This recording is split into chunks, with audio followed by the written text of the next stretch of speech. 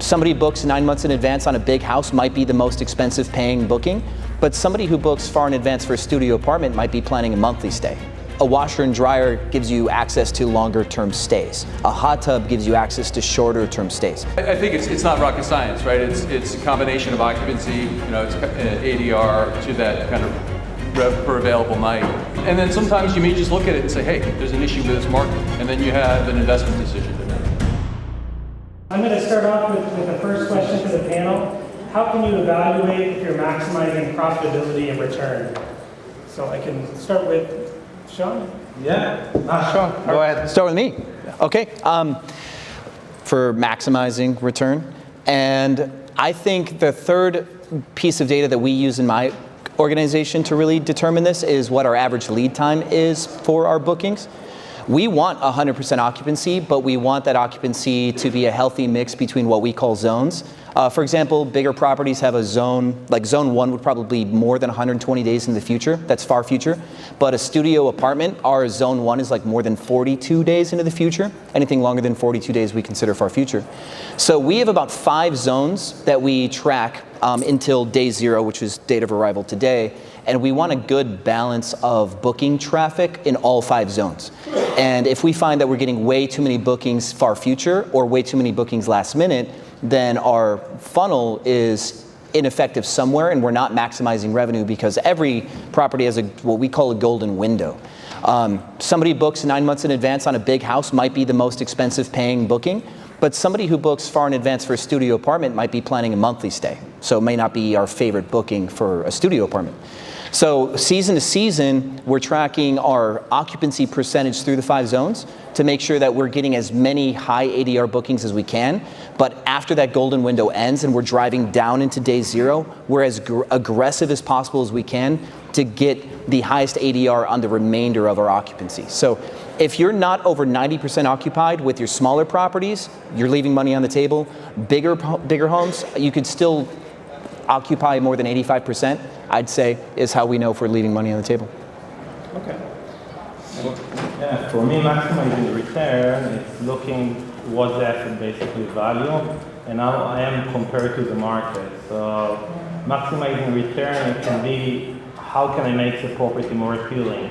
Meaning if I can add bedrooms, if I can add beds, what do I do amenities outside that will be different than other people, that will create more traffic, and we compare ourselves basically to the market, and by that we understand it's maximizing the return, because a lot of time you will see $5 million home, but you look at the picture and it's a brand of furniture, and I want to book such a thing, and it's a $5 million property. I put $100,000 in furniture and design, and you're completely changing the property, and it's like so much minor compared to the price of the house. So this is how we're looking at stuff. Yeah. If I could just pick up on what Sean and Shahar said, agree completely with both of those statements, and I think it kind of points out some of the art in the process, right? You want to track not just occupancy and ADR, you want to track to the RevPAR, RevPAN, whatever you want to call it. Booking window matters, right? You don't want to leave vacant nights if you can avoid it. And as Shahar points out, you want to make sure you're optimizing the property for what it is. If it's a $5 million property, you don't want to have it under amenitized. But to both of their points is how do you track that to the market? How do you track that to the comps? Part of that is identifying the right comp, right? You want to make sure you're comping to what is truly a comparable property.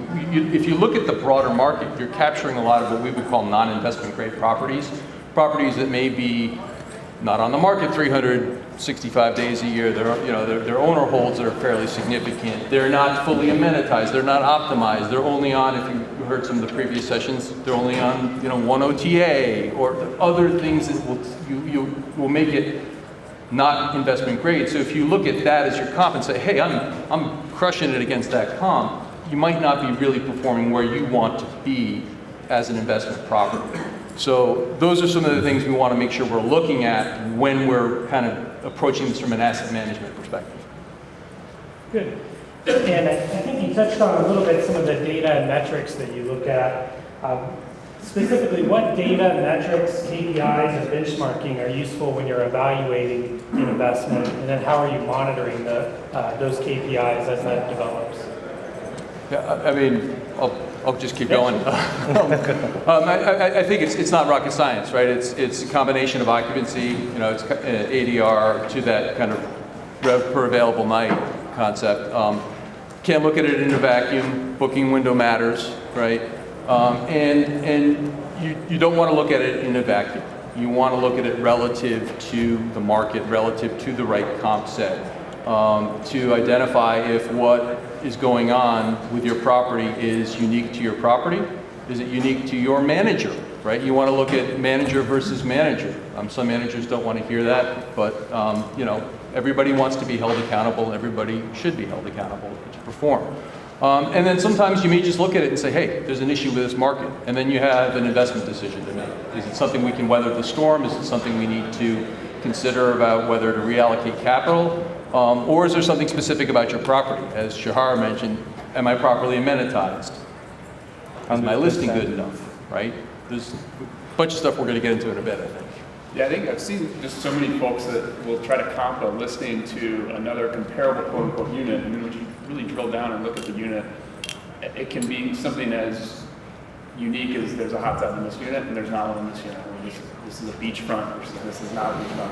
And at least we spend most of our time working with property managers, less so on the investment side. So I won't speak as much to kind of what the owners are looking at, but when you're talking to an owner, there's just a lot of misinformation as it pertains to what comps are doing, unless there's very clear bifurcation in the amenities and the offerings, like you said, relative to what another amenity is. And the other piece I would note is, just having an owner use their property for 1 week in a peak month can completely skew the metrics. We're not a hotel. That's the only piece of inventory, 365 days to rent that room. So those things really matter, and I think often can be misconstrued both by realtors and investors, and to ultimately make subpar decisions that will come back and bite them down the road. Right, and Shahar, just to continue that, the data, metrics, KPIs, and benchmarks that you look at when you're evaluating investment and monitoring that going forward. So basically we have two levels. We have the level of the property, we have the level of the operation, and we have the level of the market. In level of the property we talked before, do I maximize it basically based upon what I can do? Add room, add amenities. In level of operation, the operation also split into two. The online and the operation. In the online, we want to see if the listing is right, a matter of like picture, how many entrance we get into the listing, how I'm with the communication, how quick we are to answer, in matter of leg on ground, how the cleaning team is doing, how the maintenance is doing, and all of that factors basically will judge how much the property will do. In matter of the market, I want to see how I'm relatively to the market. So meaning, if certain property that is matching to mine doing better, what I can do there. So that will be the KPI that we look at. Same? Same. So what's really interesting about some of these KPIs is the relationship with each other. For example, you have your ADR. You might collect $200 a night ADR, but you might have an average length of stay of 2 nights. But then you have incremental costs like per reservation costs. And if you change nothing else but lengthen that stay by 2 days, everything stays the same, you now make more money per reservation all of a sudden, right? So the things that we look at is not just ADR, occupancy percentage, but can we manipulate our length of stay through like effective pricing strategy? And I think the theme for this event is steal everything from Airbnb, like all the customers. And so another KPI that we track internally is the response rate to a follow-up email from somebody who's stayed with us when we try to endeavor them to join our email list and consider booking with us direct. That's more of a satisfaction metric. So we're trying to look at end-of-funnel satisfaction. How many people will have a conversation with us via email after they've stayed through an OTA? And I think that also sort of brings up the point. It's kind of obvious. You got to pay attention to your reviews and your ratings, right? Mm-hmm. It's not necessarily a financial KPI, but it matters critically in this sector. And then, since this is a panel on asset management, once we have owners out there who have built portfolios and are starting to get some track record, they're going to have to start being able to update their shareholders or their capital sources on what is the updated value of the property. And that's going to be a KPI that has to be thought about and managed, which is updating valuations, right? What's the asset appreciation? Yeah. So we talked about KPIs and measuring how you're doing and how to evaluate the investment. If you determine that the investment is underperforming, what are some things that you can do to improve that return if it's not meeting expectations? And Shahar, maybe we'll start with you. Again, it's touching to the same point, meaning I'm looking at the picture of the property. Can I do something better in the property? Can I add amenities? Can I do anything to improve it? I will look at my clinic, like who are my best cleaner, who are not my best cleaner, why the reviews went down. I will look at my maintenance issues. How many pool issues did I have? Did I need to change like the people that basically fixing the pool? And basically measuring all of that data will help us improving the operation, and by that the money that we are making. Because everything is a domino effect. We are managing a really complex business, meaning that involving so many parts. You have the fact of the look of the listing. You have construction, you have repair, you have maintenance people, you have cleaners, and you need basically to do organization and all of that, and once you do it, the ADR will go up. So in the world of arbitrage, your hands are tied a little bit with what you can do with a property that's a dog. We can't rip out the pool or add a pool or do anything like that. Getting a landlord to add a pool to his apartment complex is a really hard conversation. We've tried that. So if you've got a property that's underperforming, the first thing you look at is cost efficiencies, like are your cleaning costs too high? Are you not maximizing revenue because you're lacking on occupancy, or do you find that all of your bookings are clustered in the last minute? You're not deploying a good slow season strategy, stuff like that. But if you cannot optimize your costs or increase your revenues or redesign your home effectively, this is with the assumption that your guys' design is good.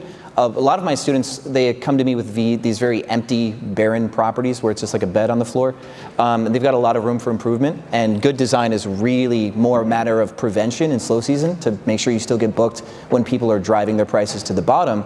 But if you can't make your listing look better in any reasonable way, you can't optimize your occupancy because you're already at 90%, and you can't add amenities, we've told landlords that we're going to give back those doors, and we try to work and trade. We'll say, hey, tell you what, we'll rent more properties from you somewhere else, but this property's a dog, and we don't want to hold it. So I guess effective negotiation and good landlord relationships is how we get out of bad investments, because we can't add hot tubs. And I'll take the more traditional ownership side rather than the arbitrage side. I mean, I think as Shahar pointed out, you want to really aggressively manage your listing and make sure your listing is optimized. And there are metrics and ways you can track some of that to make sure that you're getting the right amount of clicks, or right amount of first page views, right amount of bookings per click, and different things. And you can track, if you make a certain change to the photography or the description of the amenities, how is that impacting my listing? And some of those things can be really, really impactful.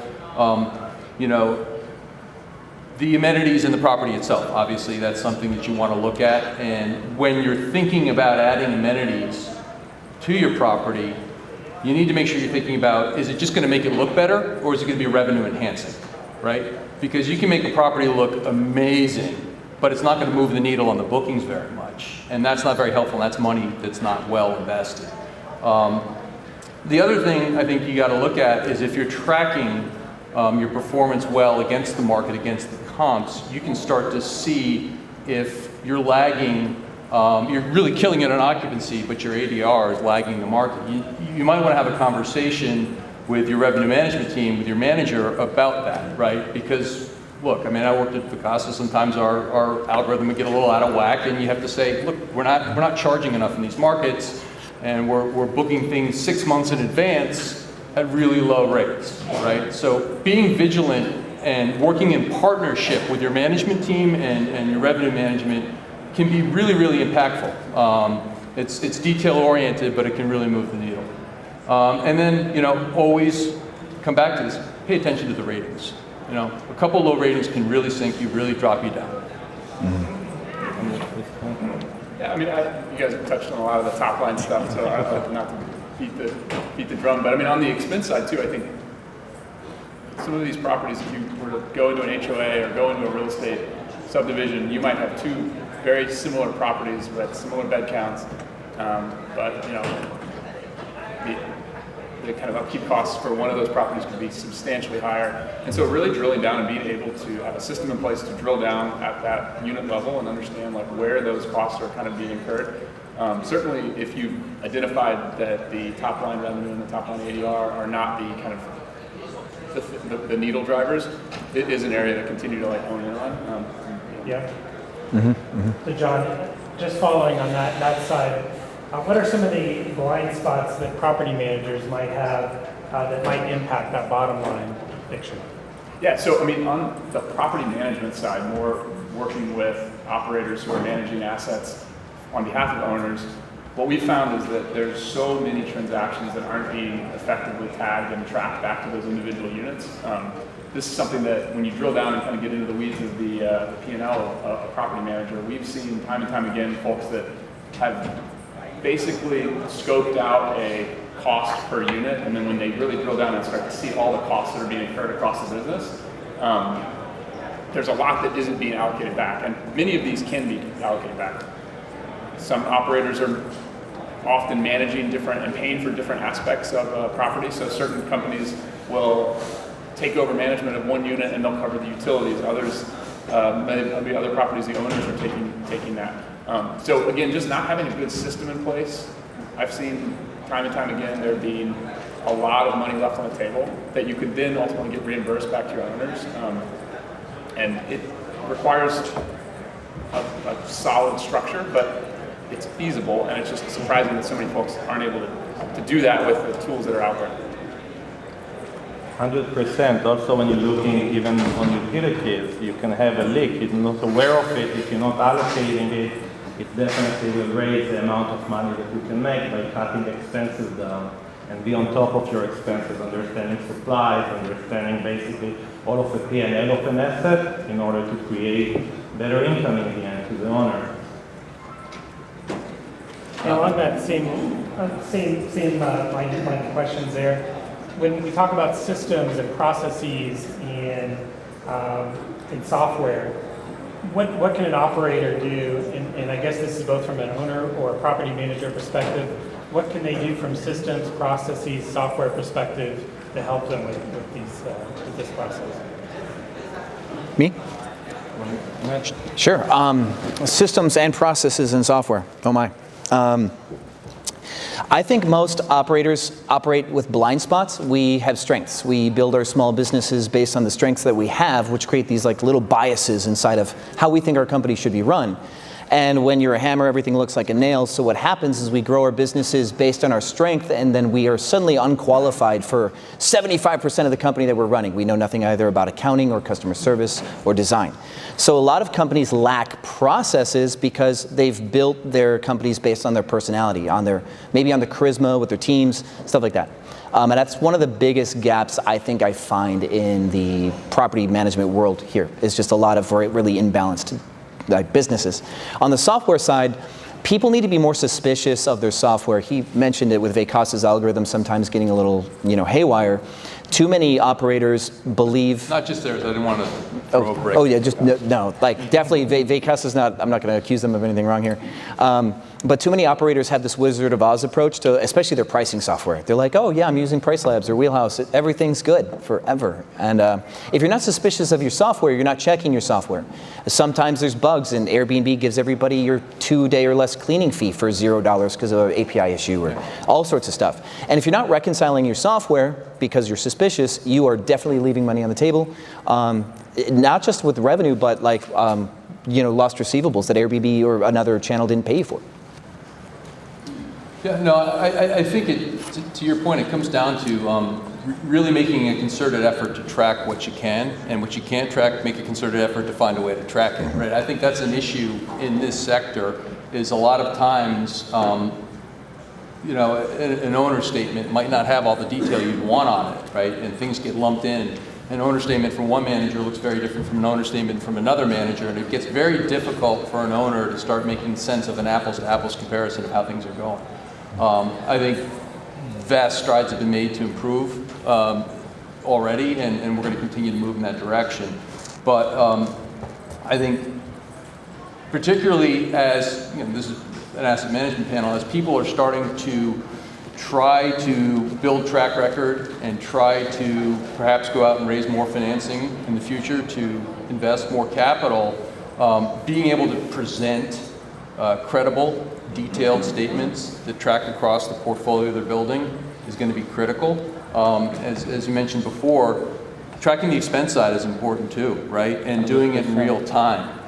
If you start noticing, utility bill spiking, did they leave the pool heater on when you have vacancy for, 2 weeks? It seems silly, but it can be a big pop in expense on that property, right? So all these things are critical, and I think, what your platform is doing is very helpful, as is yours, to help start to bring more consistency and standardization to reporting, right? And that's one of the huge challenges right now. And whether you're a manager, right, or an investor, or a lender who's trying to come in and look at the sector and say, how do I lend on this? How am I going to make sense of a portfolio loan, right? So, in the end, I think everybody connected. Everybody connected. You need one platform that connects everybody. And I think the market is really fragmented, meaning like your teams are working on 7 different platforms. As a result, it creates frustration with your team. You're losing data. You don't have a visual of everything. And every action is like a domino. So let's say I have operation and my repair person going to fix the toilet. How it's going to accounting, how it's basically the owner sees the transaction in his P&L. How do we track all of that? So once you have something that basically combines everything, then it's a much easier process.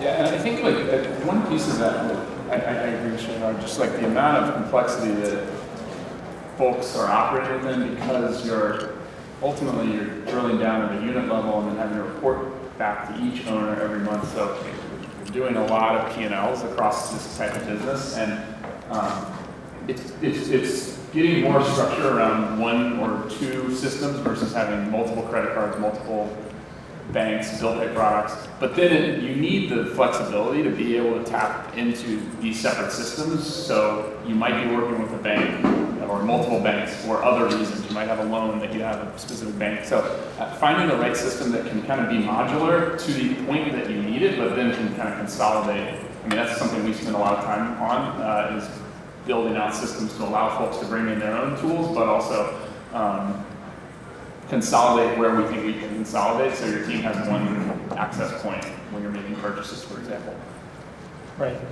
And I think along that same, I guess along the same route that we're taking the panel with returns and using those processes and systems and software to help evaluate among different types of investments.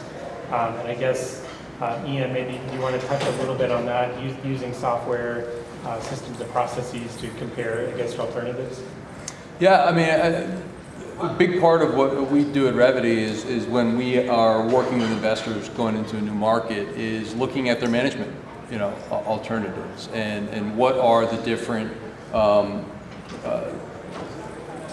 proposals that are being made, and how do you compare them on an apples-to-apples basis, right? And then once the property is owned, how do you track it? How do you track the metrics? How do you take, if you have a portfolio of 5 different managers, how do you take those statements and boil them down on an apples-to-apples basis so we can tell how things are performing relative to one another?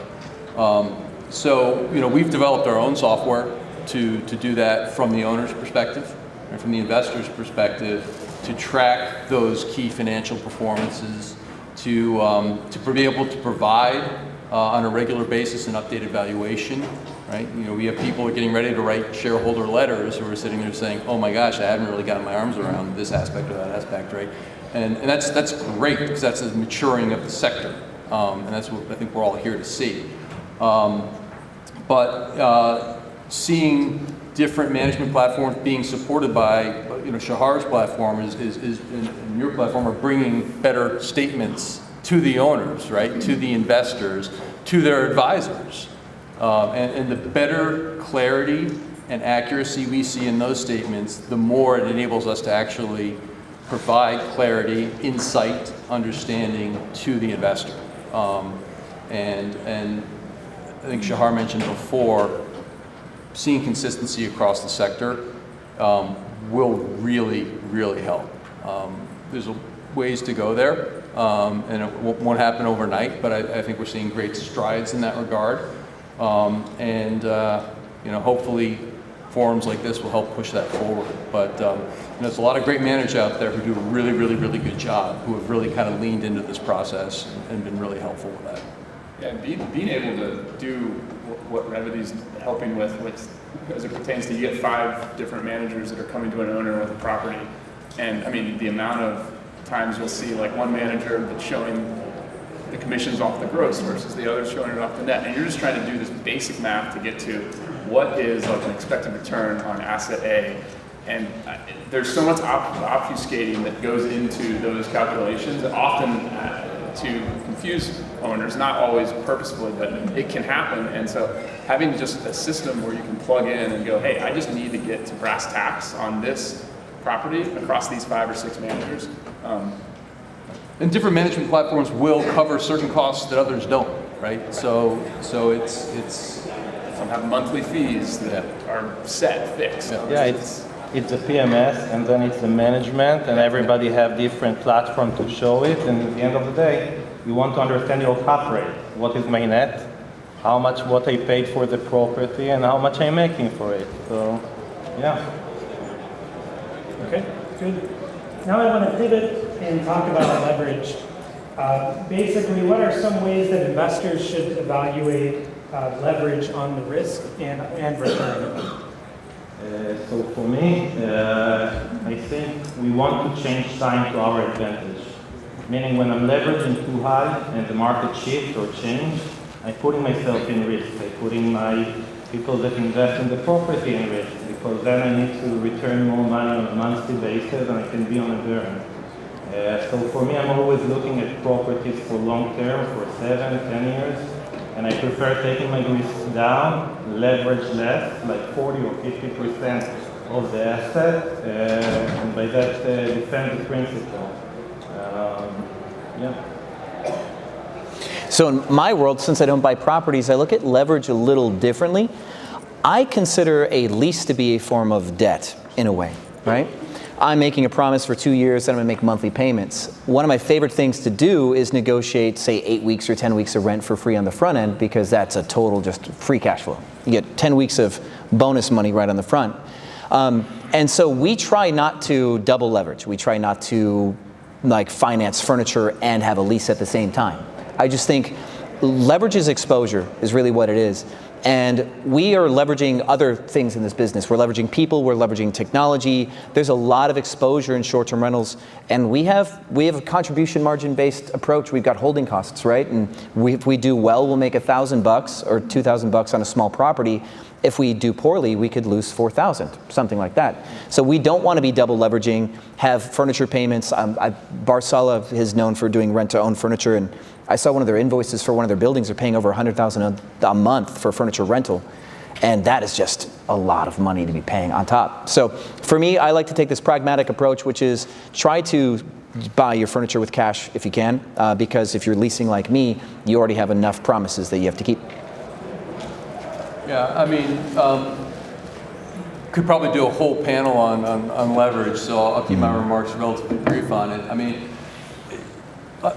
everything's going to be on a risk-adjusted return spectrum, right? And as Sean mentioned, leverage is risk. And I think the best advice I could give to the investment community is to approach every investment on an unlevered basis. If you underwrite it on an unlevered basis and it works, you're going to probably be okay. For a long time, a lot of deals got done and a lot of people made a lot of money because there was such cheap financing that you could make deals work because the financing was so favorable, but they only work for a period of time. As Shahar said, he likes to keep some flexibility about when he's going to sell. It's really difficult if the market moves against you and you're highly leveraged in a falling market and you need to sell. You can lose a lot of equity or all your equity that way. So I think you underwrite it on an unlevered basis. In this market, frankly, because you're often, for single-family homes, not competing against investment buyers, you're competing against people who maybe just want to buy a second home. Being able to close for all cash is a massive advantage and finance later. as you develop track record and cash flow to be able to finance at that point puts you in a much stronger position than if you haven't even ramped the property up yet. So if you have the ability to approach it on an unlevered basis, you're in I think in a much more advantageous position. And it gives you a lot more flexibility in the near term, medium term, and long term. And you don't want to find yourself being forced to sell in a falling market. Mm-hmm. And leases are leverage. Yeah. And I have one more question before we open it up to everyone else for questions. How do you evaluate when it's time to sell or exit an investment? And I'll start with Shahar. So first of all, it depends on the purchase. Indication normally we have in between 5 to 7 years sunset, so we have to do it in that matter. And then we're looking also in taxation, meaning they don't want to buy something and selling like it in the first year because they will pay much bigger tax on the investment. So it depends on the asset, depends on the tax implications. So it's personal to the investor itself and the market itself. So that basically will be the 3 factors I will look at. Me next? Keep it down. I like to use Sonder for this example. Sonder went public through an SPAC for $1.8 billion, which was $210,000 per lease that they have. 5,000 keys or something like that. So I would like to sell when I can convince some schmuck to give me $210,000 per door, really, right?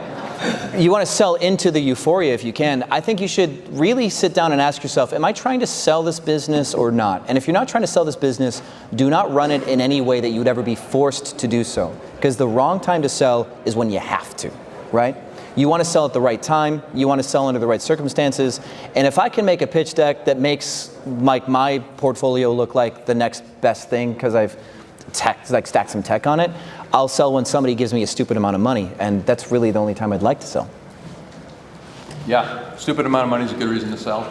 But I think both gentlemen here made a good point. You don't want to be forced to sell, right? So now, your capital may have something to say about that. If you've raised capital that's more high velocity, that's more private equity, real estate capital, they're going to have to return capital to their investors at a certain point. So when you make your purchases and when you go out and build your portfolio, you should be mindful of that exit window, right? If you know you've got an exit window in year 5 to 7, you should be planning on starting a 4-year, year 4 to year 6. That should be the window you're thinking about. But maintaining flexibility, thinking about that when you approach your leverage, when you put your capital out, and how you allocate for renovations and other things like that, all very, very important.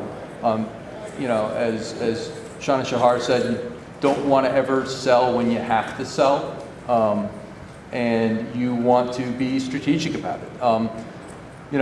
If you've invested in a good portfolio and your capital needs to get out, or some of your capital wants to get out, and some maybe isn't as eager to, you can start thinking about more creative ways to exit, right? You don't just have to sell the property. You can recapitalize a portfolio, right? That's one of the great things about building a portfolio is you get options. You can recapitalize it, you can contribute it to a DST. I mean, there's a lot of different ways you can approach recapping, and some people can stay in, and they can stay in on a tax advantage basis in some cases. So giving yourself that flexibility is critical.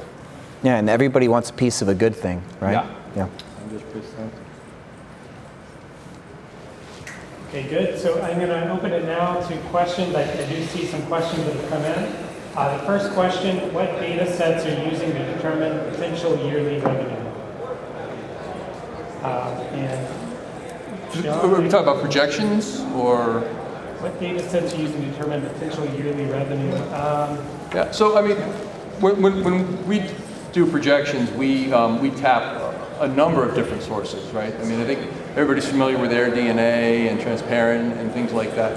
And those are all great resources. We have our own proprietary database of actuals and access to all those other sources too. It's not just, what data sets do you use, but are you using the right data from those data sets, right? At the beginning of this panel, we were talking about, are you picking the right comps? Are you picking the right properties that are similar to yours, that are investment grade, that are, have calendars that are fully available, that are professionally managed, things like that. So picking the right data from within a vast data set, I think, is critical. And that's what we do when we approach our projections. And we find that we have much more accuracy to actuals that way. I'm going to get really granular with you guys on this. So I teach people how to do market research before they pick up their very first short-term rental property, and if they don't have a lot of money for softwares. And we surprisingly have a ton of success opening up the Airbnb platform as a traveler and looking at other listings. So we'll use AirDNA's free dashboard that just shows their revenue chart to show peak season, slow season, but then we will go into a listing and look at their calendar. We can see how booked they are in the future. We can take their empty dates and see what their daily rate is, their weekend rates, if they have weekly, monthly discounts. We can see all that stuff. But even cooler than that is then you can extrapolate with some data. You go back to their reviews and you can count how many reviews they have per month. And 70% of Airbnb guests leave reviews, so you do a little simple magic math. You can actually reverse engineer a rough ballpark of what every property makes per month and then go back month over month over month. One of the key things that if you're going to do this, you need to check to see if somebody's utilizing a dynamic pricing model.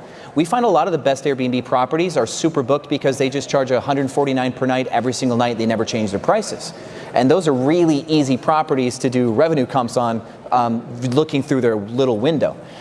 So I look at 5 or 10 Airbnb properties that are very similar to the ones we're considering picking up and reverse engineering their occupancy and pricing strategy, mostly through Airbnb, but we do touch AirDNA data to make our projections. And Sean, I see the next question is also for acquisition lease operators. I think this might be a good question Home team. for you.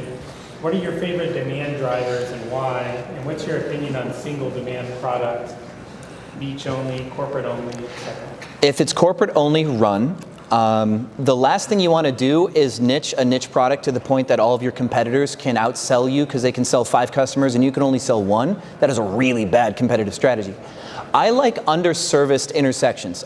So, for example, in a city like Dallas or Austin or Houston or any of the cities that we're in, there are these garden-style apartment complexes.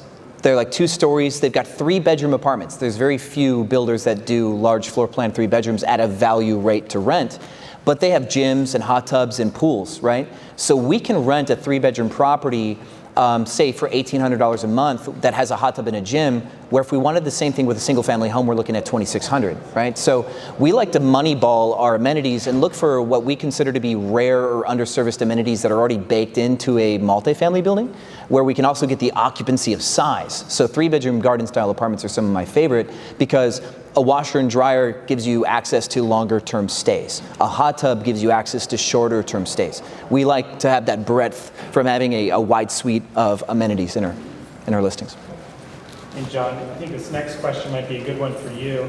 If you're an owner and property manager, would you like a tech that would tell you what's wrong and enable you to reduce the cost of asset management? Or I guess you want to talk a little bit about tech that might have some cost inefficiencies or ways to build that up. Yeah, I mean, I think the question is getting toward possibly like someone looking to start a business and thinking about like ideas for it. Maybe that's an interesting concept of being able to like drill down by, by vertical in your property and say like, here's an area that needs to be improved or a maintenance issue. I think that technology should return an ROI, and that's kind of the basis for all technology. Otherwise, we wouldn't be in this room. So, trying to figure out where your technology can add levers to increase the ROI and the return of the software that you're paying for is really important for folks on the operating side. So, if something can do that, that's pretty interesting.